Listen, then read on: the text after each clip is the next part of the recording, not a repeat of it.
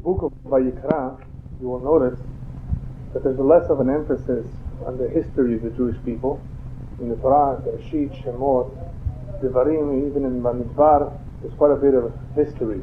And we all know that the Torah is not only about history, it's not only about stories, it's also about mitzvot, about the commandments, and also interspersed amongst the commandments and stories, there's a lot of Musar Haskel, in how to conduct oneself in life, a lot of ethical conduct.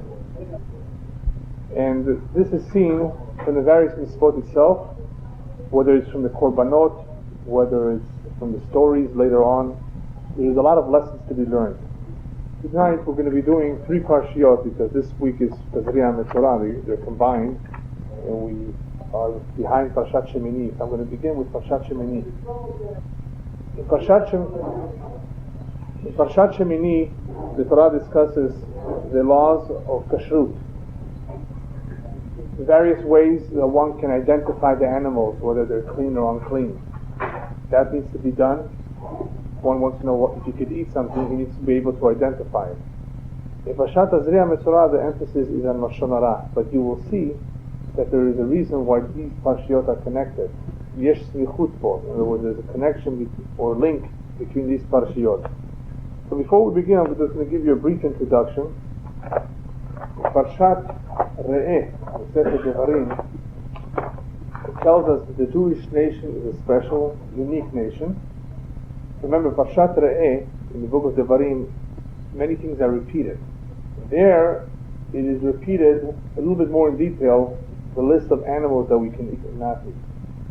But before it begins to give us the list, it tells us a very important, it gives us an important message.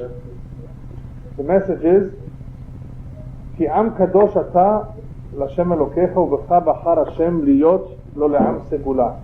You are a holy nation, and you were chosen to be a chosen nation. In other words, a nation with a task, with a job. Am segula is a treasured nation.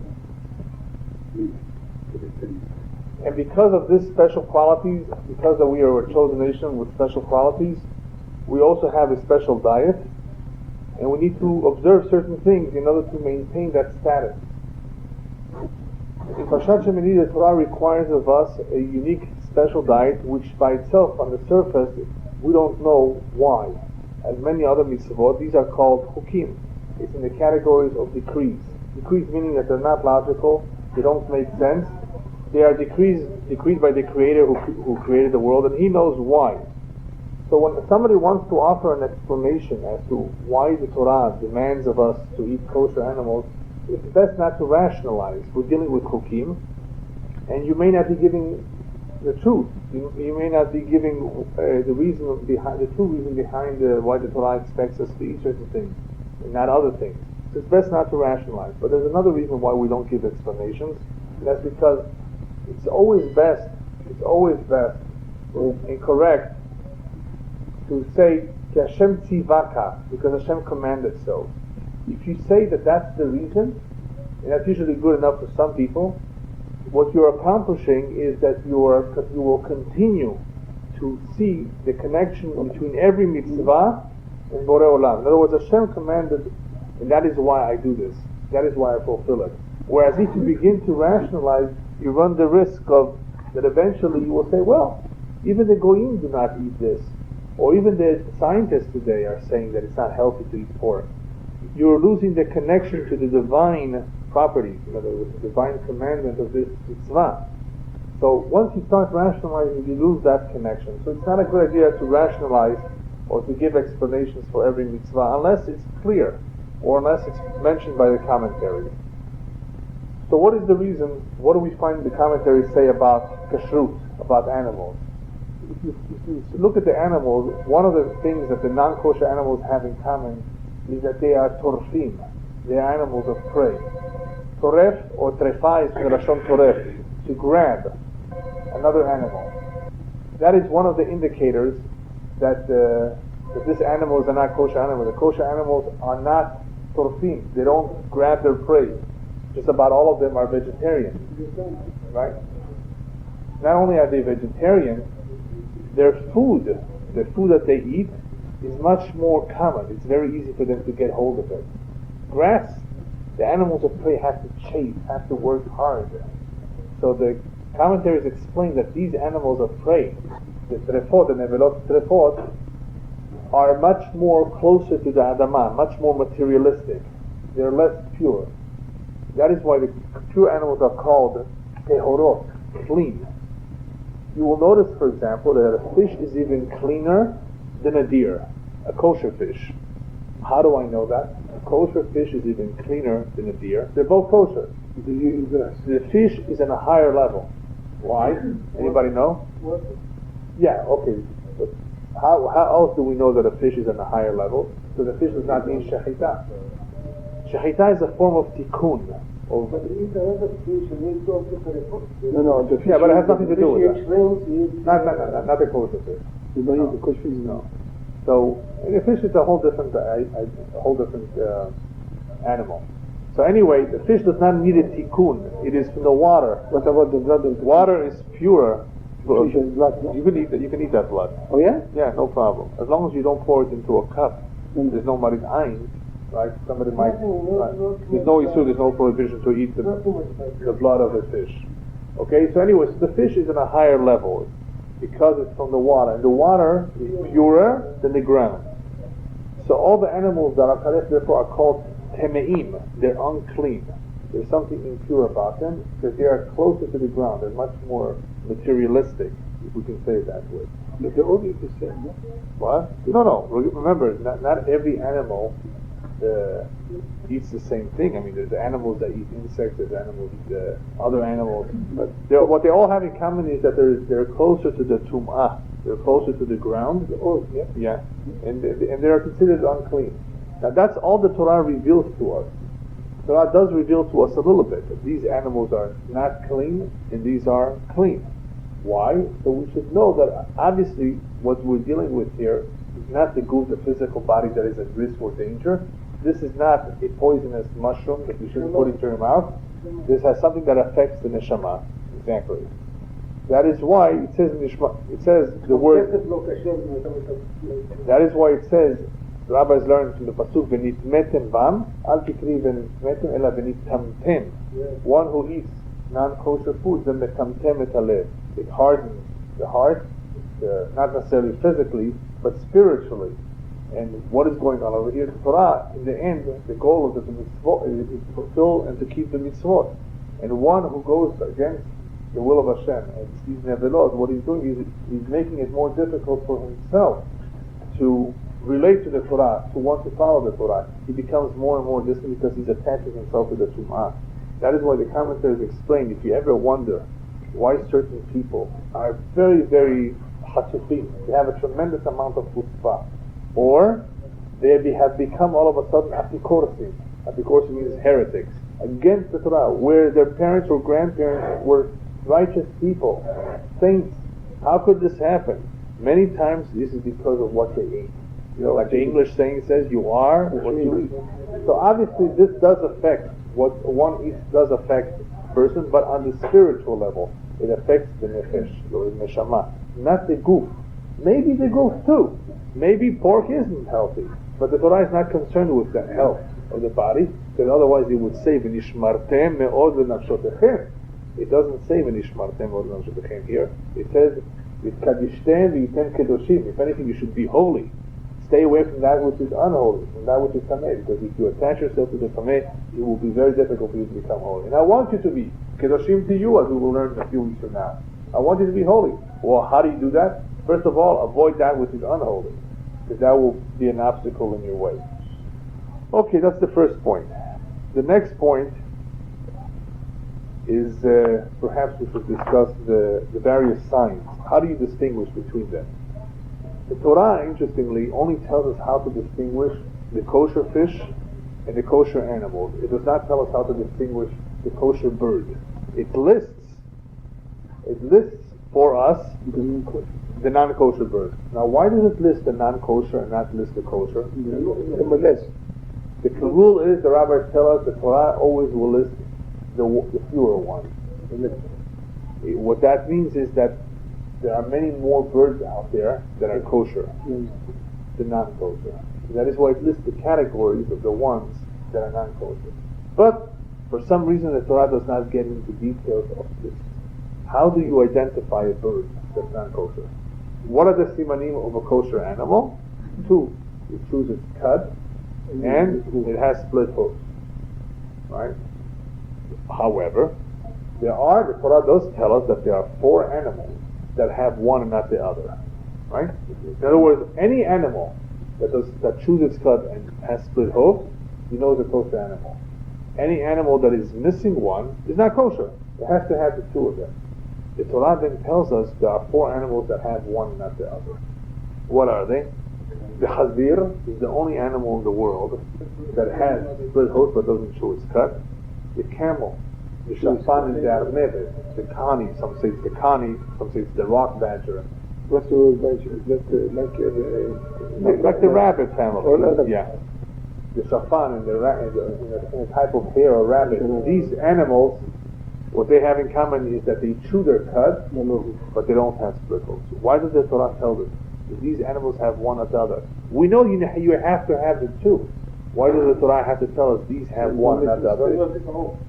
First of all, Mikan, the rabbi tells Mikan, Shatorah min Hashamayim. We learn this is one of the places where we know the Torah could only have been given in Hashamayim, because Moshe would not risk and say there's only 4 animals in the entire planet. That's what he's saying. That's the statement that have one and not the other. An English zoologist at the turn of the 20th century went all over the world. Britain controlled a large portion of the world. They went looking for this 5th animal. This proves the Torah. They were aware that this is a very powerful statement. But there's only 4. So the Gemara says with Moshe as a zoologist, was he a hunter? That he traveled all around? That he knew this? Mikan shatorah min hashamayim. Well, here we see that the Torah must have been given him. He created the world. He knows that there's only 4 out there, and you will not find the 5th animal that has one and not the other. So this is an important sign. Another reason why the Torah is mentioning this to us is because let's say you're in the desert, and you're hungry, and you want to slaughter an animal, and you see an animal that you've never seen before. Okay? But you can't see the hoofs. The hoofs are cut off. The legs are cut. Could you rely on the mouth? What will you see in the mouth if this animal is not alive anymore? You can't see if it's chewing its cud, but there's another sign. An animal that chews its cud doesn't have the full set of teeth. Lemala v'lemata. It only has the lower jaw of teeth. It doesn't have the upper teeth. Why do you think it needs to chew its cud? Because it cannot chew well. It only has the front. The front, but only at the bottom. Okay? Not the top. At the top he doesn't have any teeth. He has maybe a few little things sticking out, but those are not teeth. He only has at the bottom some teeth, no teeth at the top, jaw, and that is why he needs to chew it twice. What's chewing the cud means? He chews it once, breaks it down, goes into the stomach, and he has several stomachs. Brings it back up, chews it again. Now it's ready to be digested. That's why he chews his cud. Why? Because it doesn't have the stomach. Right. And then it goes to another stomach. Exactly. So therefore, if you put your mouth inside, you can't bite too hard because it doesn't have teeth on top. But don't do it anyway, because it's still... you can see what's going on in the mouth. So if you're able to see if this animal chews its cud, even though you're not able to see the hoofs, as long as you know that this is not a camel, a shafan or a nevet, as long as you know that this animal, as long as you know what a camel or shafan, as long as you know it's not one of those 3, you can eat this animal. Why? Because there's no other animal that has that one siman and not the other. What if you see an animal that has, you can't see the face, the teeth anymore, all you see is split hoof. You don't know if this is kosher. As long as you know it's not a pig, it's a kosher animal. Why? There's only one that has split hoofs, and that's a pig. So as long as you can recognize this animal, that it's not a pig, even though you can't see the other sign for some reason, you can only see the split hoofs. And he can hunt this animal, kill it and eat. He has to make sure he does, of course. But he doesn't know shaitan. What? He doesn't know if he's dying from hunger, he can do anything. He can eat sure. anything. Am I right? Yeah, obviously, we're not talking about that. He just wants to, he's hungry, he has food, right? So you understand why the Torah is giving us these four, for the two reasons. Torah min hashamayim, plus you can recognize just from one siman alone, as long as you know it's not one of the other animals that are. How about a bird? No, before a bird, how about fish? What are the simanim of fish? Scales. Snapirim v'kaftetim. It has to have fins and scales. In other words, all the shellfish, the crab, the scallops, the scallops? Is that a no? Scallops, yeah, sure. Yeah, right? I thought I was confusing it with something else. Mussels, octopus, stingray, shark, all these fish, they don't... Catfish. Yeah, they don't have fins or scales, or they may have fins, but they don't have scales. They're mustache. We have another rule that whatever has scales has fins. Oh. Right. There's a lot of fish that have fins, but they don't have scales. But if you see the scales, even though you don't see the fins anymore, it's a kosher fish. Even a small scale is a fish. Huh? It's like the mussel. Mussel is small, like a tuna family. But that's good. Small scale, small. Mackerel. Yeah. That's Yeah, good. yeah, they have scales. But anyway, these are... the other fish which is also kosher. I don't think that's scale, but that skin. Some of things like this. Yeah. There's one side. Oh, that's kosher. Yeah. It's horrible. The skin, they put the skin out. Yeah. It's a piece of skin. Well, you have to be, if you buy fish, you have to be able to see the scales. Otherwise, you don't know if it's a kosher fish. Okay, so these are the simanim that Torah brings. What are the simanim of an off, of a bird? The Torah doesn't discuss it. As you know, we have something called Parasha the oral word, that a lot of the details are handed down orally. Eventually, they were written in the Mishnah, in the Gemarot, and the Midrashim. But the rabbis tell us you want to recognize a kosher bird. A kosher bird has basically the following signs. First of all, ulo dores. In other words, he does not grab its food from the air, or does not trample on another bird or animal and eats it. He doesn't claw it. Some say dores means to claw it, to trample on it. Some say that he catches it from the air. Some say that he puts his foot on it. Some say that he tears pieces from it. All of that is called dores. If you see a bird does that, that's not a kosher bird. It's not a dores. It doesn't grab its food, doesn't claw it. Also, it has an extra toe. Oh. It's vayetera. It has an extra toe in the back. Yeah. And the third sign, which is an important sign, it has a zefek and a kurkevan nikla. Zefek is a crop, right inside where the foot goes down. It's a crop. It's like an intestine. And it has a kurkevan nikla. It has a gizzard. You know what the gizzards are? They sell them. You can, good. Kurkevani, gizzard that you can peel. It has a part of the skin that you peel off easily. If it has that kind of a gizzard, you clean it up right. So if you All have, the food is there. right, that's where the food stays. Exactly. Or not that bag. The bag is the food staying In the stomach. In the stomach. Yeah, there's the little bag. Where it's further digested. Not the little thing like a liver, like the small one. Yeah, it looks like that. Okay. One of them is the crop, and one of them is the zet. Okay. Yeah, I'm sorry. One of them is the zet, and one of them is the kurkevan. So this is the kurkevan nikla, that you have a thin layer of skin that comes off of it. If you see this in a bird inside, you know that this is a kosher bird. Now, let's say you don't have time to check it out, right? Or let's say you see a bird that you never saw, you don't recognize it. What do you do? There was one such a story that they couldn't tell for sure if this bird was a kosher bird. They brought it to the rabbi. Rabbi, what do you say? We've never seen this bird. Is it kosher? He says, I'll tell you another trick of how to figure this one out. Let the bird loose and see who his friends are. Oh, yeah. Tell me who your friends are and I'll tell you who you are. If the bird goes with teneim, it's tameh. If it goes with teorim, with clean bird, it's clean. That is why the rabbis tell us that, guess what? Another siman is, which is the fifth siman, you cannot cross-breed a clean and a clean bird. They would agree. It won't work. Clean with unclean cannot be crossbred. You might try, but nothing will come out of it. Okay? So you cannot crossbreed. So if you try to crossbreed it with something unclean, nothing will happen. It would have to be only min. So there are various ways that you can identify a kosher bird, and these are the simanim. These are the basic simanim. So if you have any doubt, there's additional simanim, but I don't want to get through it because we're going to spend all our time on that. There are other ways that you can tell if you're in the desert if the animal is kosher or not. There's other ways. But basically, these are the simanim. Okay, by Gamal, the Torah tells us, by the camel, what's the sign of a camel? What's the status of a camel? Gamal male gerahu, but farsan eno mafrid. It does chew its cut, but it doesn't have split holes. When it says split holes, by the way, it means shofta achet, that has to be split all the way. All the way, like a deer. You see it all the way. It's not a hoof. It's split, not only in the first half, but all the way through. Exactly. Now, the question is, why does the Torah tell us that by Gamal it first mentions the clean sign? It should tell us right away, the Gamal, ulo mafris farsa. No. First of all, Gamal, you should know, is male gerah. Choose its cut.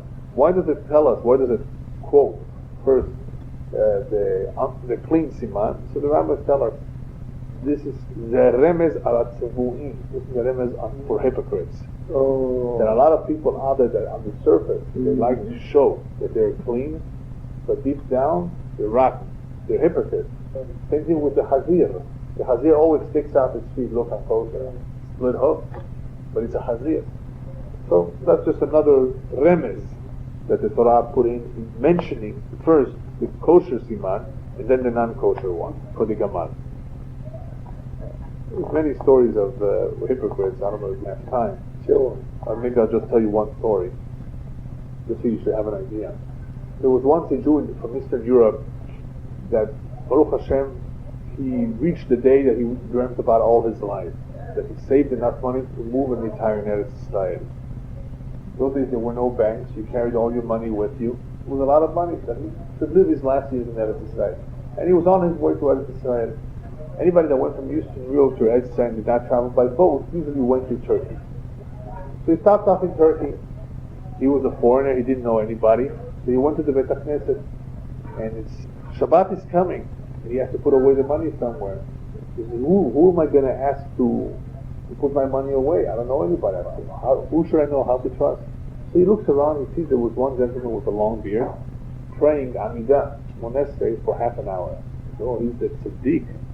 He's a long beard and he prays Amidah Shmonesre for a long time. He prays very fervently. I'm going to ask him to do me this favor until after Shabbat. After Shabbat, he plans to continue on his trip.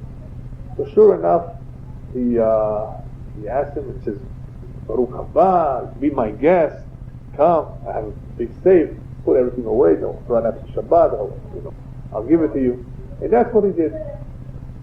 Sunday morning, or Motzei Shabbat, he comes over to him, says, can I have my money? What money? I gave you a lot of money before Shabbat to put away from us. Maybe you had a dream that you had a lot of money.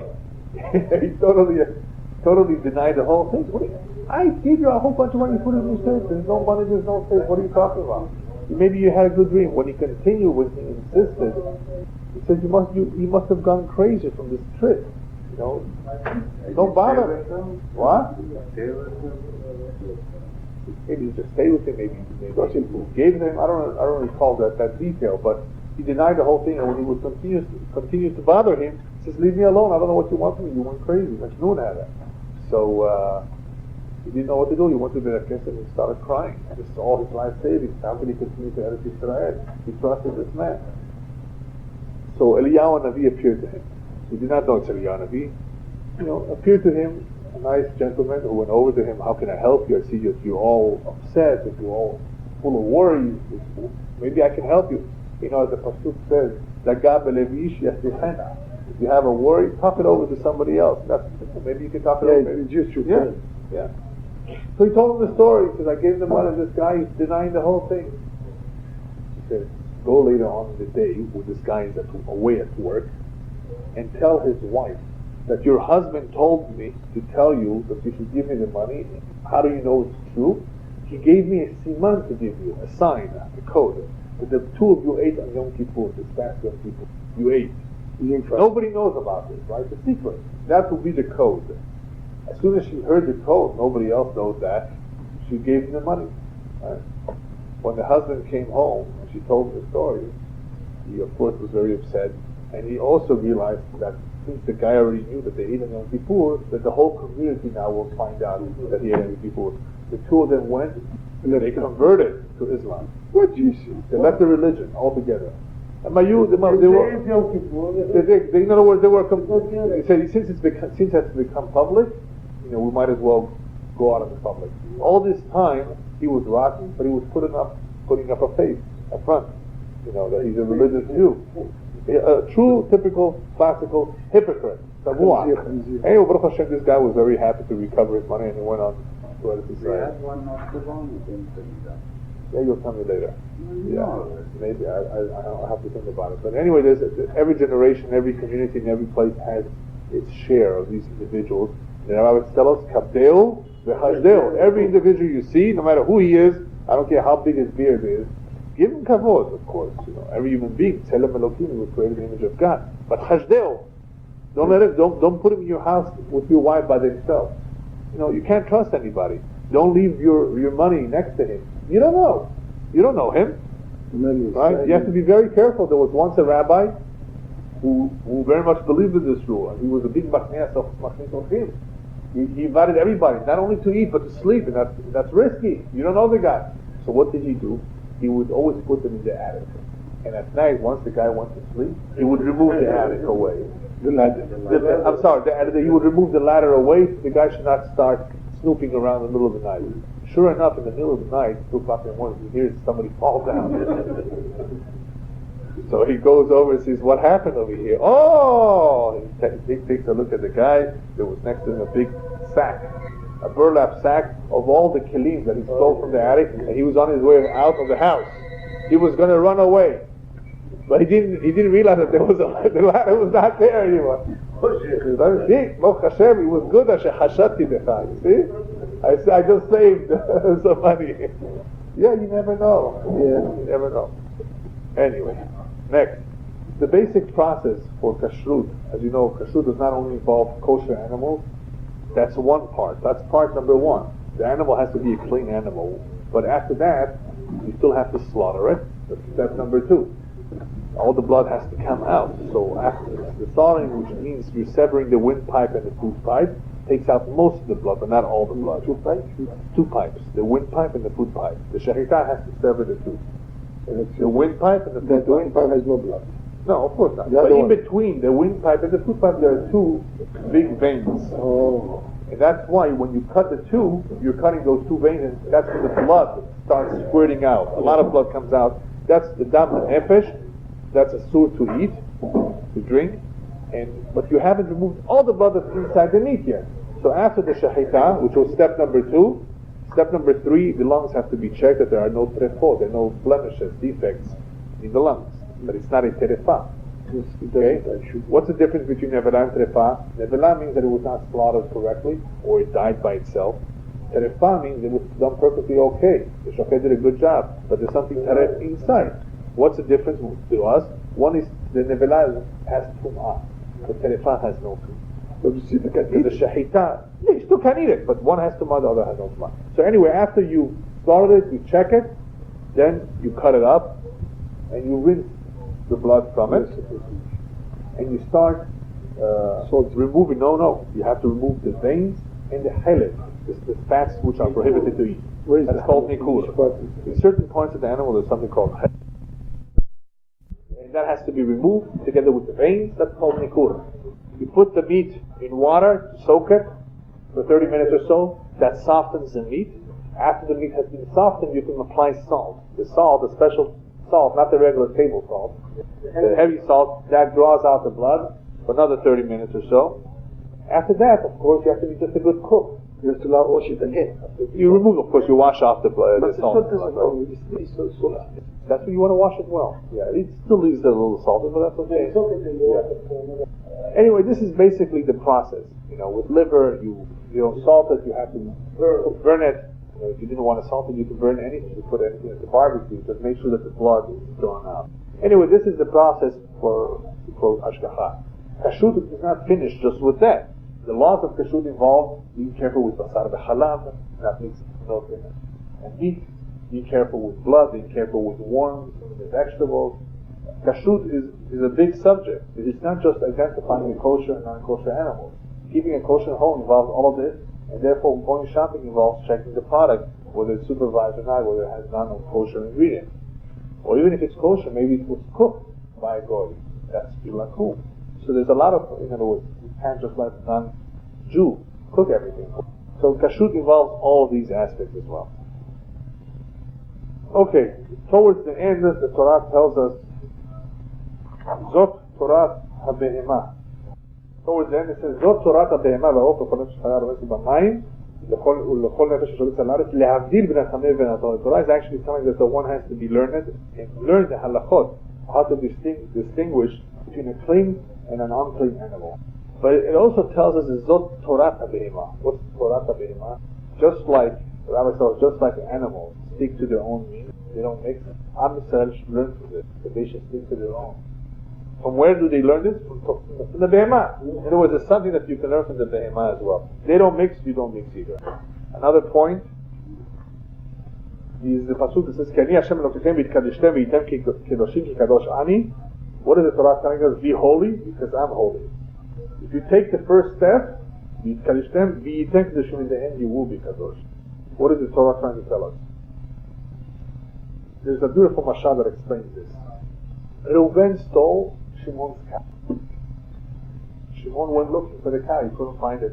From a distance he hears a moo that was very familiar to him. Oh, that's my cow. What does it do? It's in Reuven's barn. Aha. So he went to claim it. Reuven says, I had this cow for many years. What are you talking about? So they went to a din Torah, they went to the rabbi. What did the rabbi decide? The rabbi said, you know what? Let's open the door from the barn and let's see where the cow goes. Guess what? The cow at the end went to Shimon. The Torah is telling us, the neshama wants to be, the neshama is holy.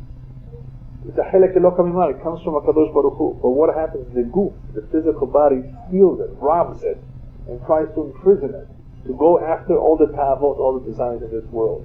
Open the door. Exactly. So the Torah says, just open the door. Leave it alone for a moment. See where she will go. You will see that she will go to the Kedusha. The Neshama wants the Kedusha. So if a person loosens himself up a little bit, right, allows the Neshama freedom, you will see, you will notice that everybody, no matter how far he's been out distant in Judaism, he will want to come closer. Everybody has a spark. But what happens is that the body, the physical body, has all these tavot, all these desires, and it traps the Neshama. But the Neshama itself, if you just let it, wants to, it doesn't care about this world. It's a chelek Eloka mimah, all it wants is the Kedusha. Okay, I think we can quickly go to Parashat Tazria and Metzora. Yeah. Okay, we have Tazria and Metzora that I read together this year. In Tazria and Metzora, what you have, both Parshiot, is the halachot and mitzvot of a Metzora, a person who has become a leper. Even though it's not, they say it's not exactly the leprosy as we know it today, but it's very similar. It looks similar, and it's a discoloration of the skin. Right. What's the connection between Tazria Metzora and Parashat Shemini? A simple connection. Parashat Shemini, we spoke about what the Torah prohibits to ingest in our system, to put into our mouth. And guess what? Tazria and Metzora, the Torah talks about what should not come out of the mouth. That's Lashon Hara. Just like it's prohibited to put certain things into your mouth, one has to be just as careful with what comes out of his mouth. That's Lashon Hara, gossiping or bad-mouthing other people. That is a terrible avon, a terrible sin, and the Torah tells us that the Torah actually spends 2 parshiot discussing the details of this Metzora. The rabbis tell us that Sarat comes for a variety of reasons, this leprosy. But one of them, one of the most important ones, is because this man spoke with Shonara. He gossiped about others. And as a result of him speaking on others, midah keneged midah, an eye for an eye, he is isolated for a little while until he recovers, until he has had time to reflect on what he did. And does teshuvah, brings sacrifice, and then he comes back and joins the Jewish nation. Now, right. Now the question is, why does the punishment of Sarat come this way? On the skin. Now there's also Sarat on the walls, which I'll talk about next, and on the clothing. But what's the Sarat on the skin? Why did Hashem make it so that you get punished on the skin? Number one, that it should be clear to you, right, that you've committed something. You should be able to see for yourself. It should be obvious to you that this is min hashamayim for others to see as well, right? It's a musha. an embarrassment for others to see what has happened to you, right? Right. Number two, to demonstrate that this is something in Hashemayim, that this is not something that is curable. You take a vitamin, you take a medicine for it. This is only in the hands of Hashem. In other words, this particular type of thing called sarat would come about in such a way that he would prove to him, that he would demonstrate to him that this is not an ordinary disease that has come about because he was not careful. He caught a cold. He was not dressed enough, like some people may claim. You know, people who get cancer, they might say, well, this guy smoked, so he moved his lungs. Right? Yeah. A lot of people. So in the same way that the nefesh, in the same way that the goof can become sick, in the same way the neshama can become sick. This is an indicator that not the physical body is sick, but the neshama is sick, and that he has to deal with it. How about the leprosy in the home? So the rabbis tell us that would come about because somebody was a tsar ayin. Tsar ayin means that he was, what's the word for it in English? He was selfish. He would not want to share his possessions with others. His neighbor would come and ask him for a hammer. I don't have a hammer. And the real reason that he told him he doesn't have a hammer is because he didn't want to lend it to him. He doesn't want to share his possessions with others. So what would happen? So the negaim, this disease would come on the walls. And part of the process of cleaning the house would be to tear down the walls. And before you were to do that, you will remove all the possessions from the house, so they should not become unclean. So the Kohen would have to come and say, this house is tameh, because based on Metzora. So before he would come, you would remove all the possessions outside, and guess what? So when you see you do have a hammer. You know, I see it right now on your lawn. Why did you tell me you don't have a hammer? All these possessions are being taken out outside. What for? To basically point to this individual, you know, he didn't want to lend this out, and now everybody can see the habit. That's basically the difference between the tumah, the sarat in the home, and sarat in the physical body.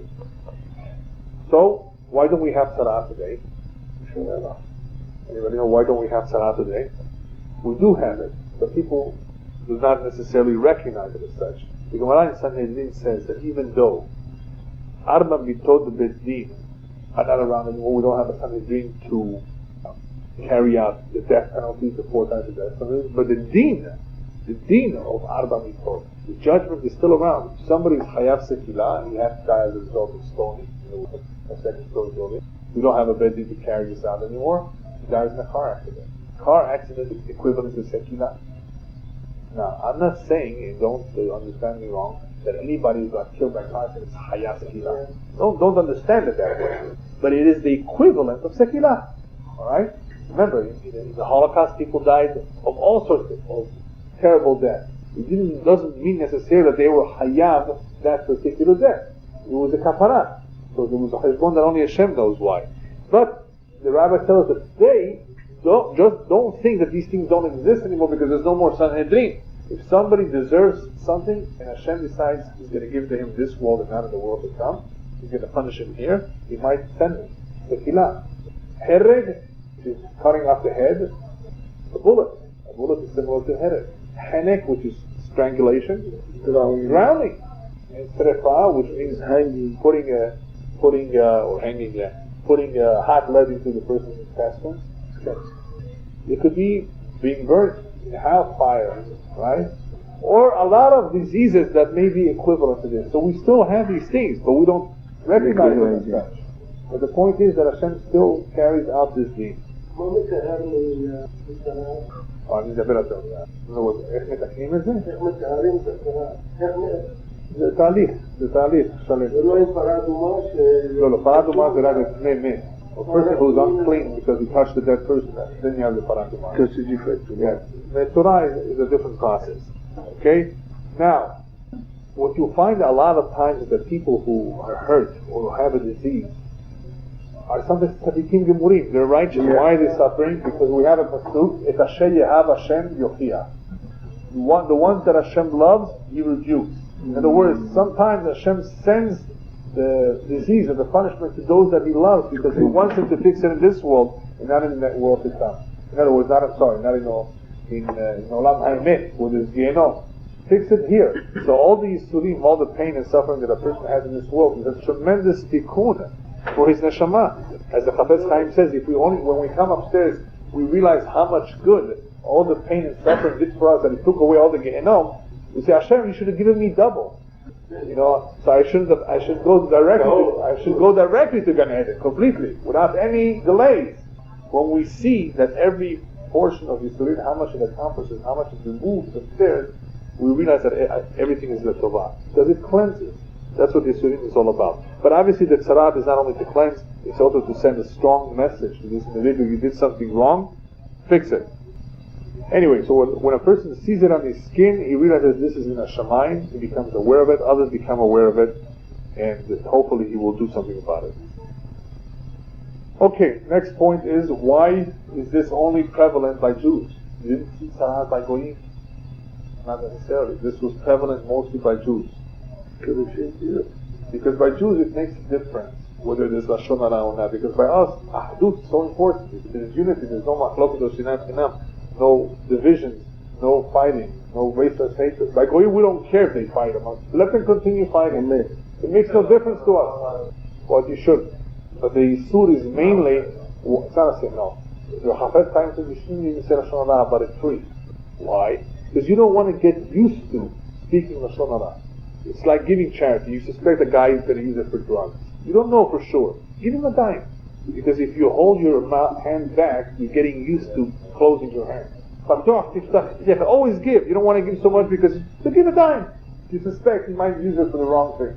So give something. So by Jews, Achdut is very important.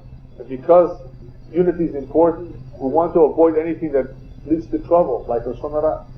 Those that accuse others, they accuse them in Hashemayim. It's a tremendous accusation against the person if he speaks Lashon Hara. His books are open all the time. It's like when you're going into a dangerous zone, you're going to battle, and the books are open, like on Rosh Hashanah. When a person speaks Lashon Hara, he doesn't have to wait for Rosh Hashanah. His books are open every day. Every time a person speaks Lashon Hara about somebody else, he's opening his book. They're examining him. Oh, he speaks bad about somebody else? Let's examine his sins. Let's talk about him. He wants to talk about others. We want to talk about him. So it's a very powerful thing. People don't realize it. You have to be very, very careful, because besides the avon, it leads to sinat kanam, and it leads to other problems. So by Jews this makes a difference, by Goyim this doesn't make a difference. Why is this so dangerous and why is this so bad? Because once a word is spoken, you can't retrieve it back. The danger was done. As the rabbis tell us in the Gemara, a person can kill somebody in Los Angeles, even though he's in Eretz Yisrael. A bullet doesn't travel so far, but Lashon Hara does. Lashon Hara can kill a person who's on the other side of the world. You give him a bad name, bad reputation, you kill them. Just look what happened to some of the presidents in this country. Look at them. Right. Yeah. Anyway, as I mentioned before, that is why 24,000 students of Rabbi Akiva passed away. Sinat Kenam, Lashon Hara. They weren't concerned about the well-being, the welfare of their colleagues. They were concerned about their own success, their own Torah. They did not have enough respect for the fellow Jew. That was a terrible sin, especially for them who are on such a level, a high level of Torah. Hashem medakdek a lot more. He's much more demanding of them. That is why Rabbi Akiva, immediately after he saw what happened, what did he come and teach? Love the fellow Jew as you love yourself. As much as you want people to love and respect you, respect others as well. Okay, how do we fix Lashon Hara? Somebody was doing this sin for many, many years. How does he repair it? It's a terrible avon. We just said before that you can't recover your words. If you stole money, you can return it. You hit somebody, you embarrass them perhaps, you ask for forgiveness. Lashon Hara is very difficult to fix. You ruin the guy's life. Same thing with Chilul Hashem. You desecrate Hashem's name in public. How are you going to fix it? You're going to gather all the people who were there when you desecrated. They're not there anymore. How can you fix Chilul Hashem? With Kiddush Hashem. Kabbalah says if a person sanctifies Hashem's name in public, that's a tremendous mitzvah. That helps alleviate the sin of the Chilul Hashem. Otherwise, there's no kapara until he dies. The thing now with Lashon Hara, similarly, if a person goes out and helps people, instead of speaking bad about them, he helps them out, he teaches them Torah, that may be a form of kapara. Somebody who does shalom bayit. Lashon Hara, he destroyed people's life, You know a couple that is having a problem, shalom bayit, peace at home, bring them together. Two friends that hate each other, make peace between them. This is a way of repairing the damage that you've done. You split people, you've created distance, you've ruined people's lives, fix people's lives, help them out, bring peace to them, to their homes. That is a way of fixing Hashanah. And last but not least, a little bit into Parashat Metzora. In Parashat Metzora, Torah tells us, Zot tiyeh Torah Metzora. Beyom taharato v'uva el kohen. What does it mean, Zot tiyeh Torah Metzora? Remember we spoke about Torah Behemah in Parashat Shemini? Yeah. Here the Torah says also Torah Metzora. What's this Torah Metzora? Beyom taharato, the day he wants to become clean. In other words, this is the procedure. So Parashat Metzora speaks about how he becomes clean, what he needs to do. But it says beyom, on that day. So the rabbis tell us, what does it mean on that day? There's a disease of the body that if you want to recover from, you go to the doctor. But there's a disease of the nefesh. What's the difference between the disease of the nefesh and the disease of the body? The disease of the body may take weeks, months, years to recover with all the medication. The disease of the nefesh, all it takes is beyom taharato. You want to do teshuvah on that day, you're cured. That's the difference.